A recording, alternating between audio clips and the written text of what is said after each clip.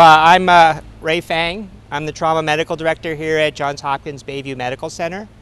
About all I can tell you right now is that we received 4 persons from the incident this morning. They all came to us as a level 2 trauma center serving this part of Maryland. They're all under our care. We're waiting for confirmation that their families have been notified that they are here and have been notified of their condition before we can give you any specifics about their conditions. So really all I can tell you is that we received 4 patients with gunshot wounds earlier today.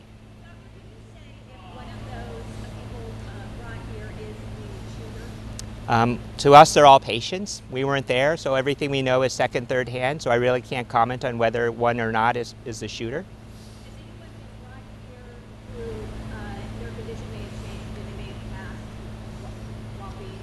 So really we need to wait to make sure their families are notified before we can give any of you details about their specific conditions. But all 4 have gunshot wounds? Yes.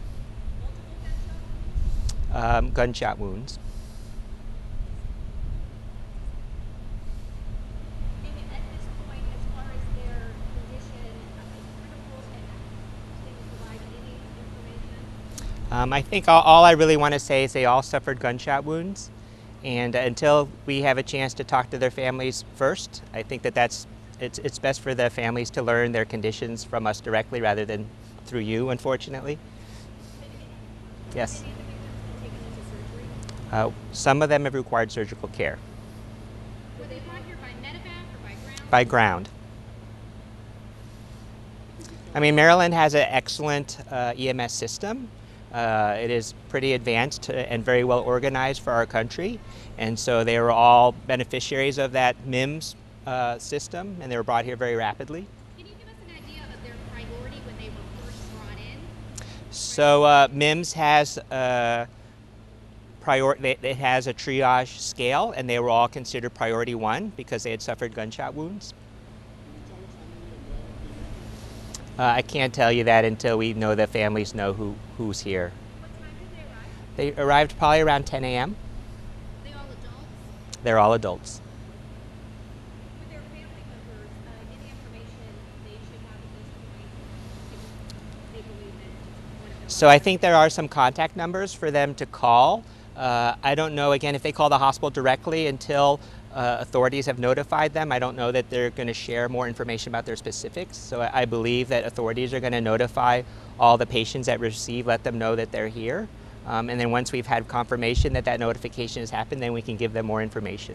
Could you offer some insight to our viewers who may not be familiar with how the decision-making happens or when there is an incident like this and how the decision is made to bring it? Yeah, so in the state of Maryland, again, there's an organization called MIMS, Maryland Institute for EMS Services. All the pre-hospital providers are trained on the MIMS protocols, and there are specific injuries that patients would do best if they came to a designated trauma center. And so if the EMS providers feel they meet those criteria, they will preferentially take them to designated trauma centers within the state of Maryland. For this part of the state, Bayview is the closest trauma center to serve them. Other ones in our region, of course, would be Johns Hopkins Hospital and shock trauma. But again, at least in the trauma community, we feel that there are certain patients whose outcomes are improved by going to designated trauma centers that are resourced, manned, and have the expertise to care for those patients. And this is one probably event where that will probably prove to be true. Can you talk at all about any increased security at the hospital? You guys have blocked out the streets, but is there anything else that other patients need to be aware of? I think, at least at this time, we are business as usual. At first, when we didn't know how many patients we were getting, of course, we kind of adapted to be ready to take more patients, and we were ready to take more patients.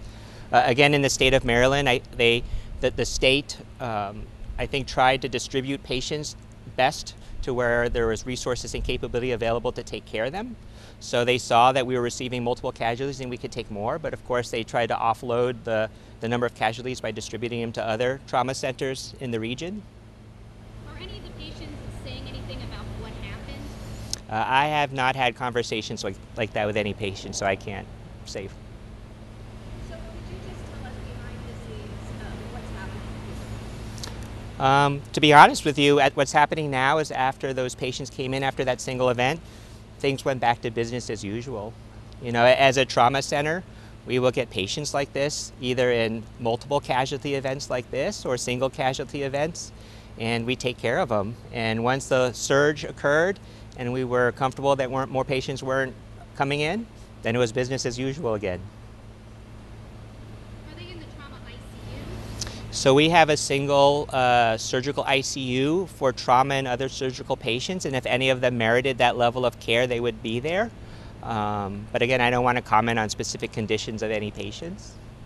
Any idea of when you might be able to share some of this information? Once we have confirmation that the patient families have been informed that their loved ones are here and that we've had a chance to talk directly to the patient's families and let them know their conditions, and perhaps we can share more information about those specific patients.